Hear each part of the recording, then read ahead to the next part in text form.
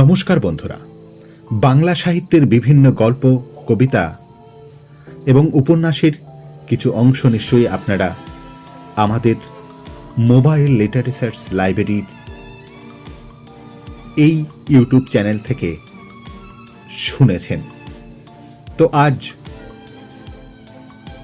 ঈশপের একটি গল্প নিয়ে আপনাদের সামনে উপস্থিত হয়েছি, যা বাচ্চাদের ভীষণ প্রিয়, এমনকি বড়রাও শুনতে খুব পছন্দ করেন। তো চলুন শুনে নেওয়া যাক আজকের গল্প, হরিণ ও আঙুর লতা। একদিন এক হরিণ ব্যাধির তাড়া খেয়ে আঙুর বনে লুকিয়ে রইল।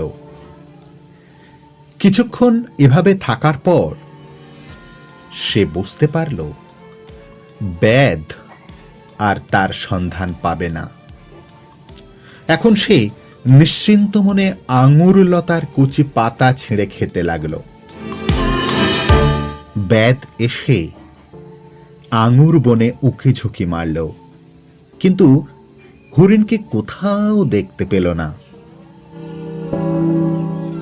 হতাশ হয়ে সে তখন ফিরে চলল। আঙুর বনের পাশ দিয়ে যেতে যেতে হঠাৎ হরিণের পাতা খাওয়ার খসখস শব্দ তার কানে গেল। দাঁড়িয়ে পড়ে সে কিছুক্ষণ শব্দটা শুনল। বুঝতে পারল পলাতক হরিণটাই আঙুর ঝোপে লুকিয়ে রয়েছে।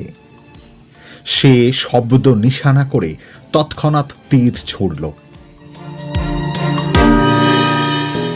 ব্যাধের ছোড়া তীর হরিণের বুকে গিয়ে বিঁধল।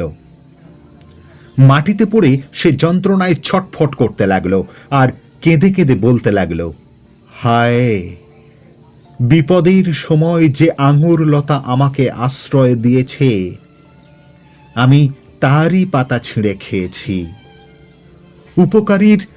উপকারের কথা মনে রাখিনি, তাই আমাকে এভাবে মরতে হলো।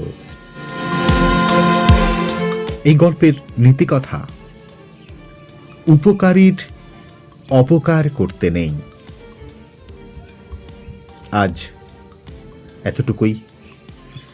সকলে ভালো থাকবেন, সুস্থ থাকবেন এবং এইটা জানাতে ভুলবেন না যে গল্পটি আপনাদের কেমন লাগলো।